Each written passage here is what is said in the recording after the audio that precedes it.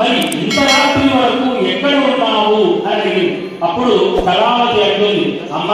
ఒక బ్రాహ్మణిలో సత్యనారాయణ స్వామి వ్రతం జరుగుతూ ఉంటే అక్కడే ఉన్నాను, స్వామి వారి కథ విన్నాను, ప్రసాదం కూడా తీసుకొని ఇప్పుడే వస్తున్నాను అని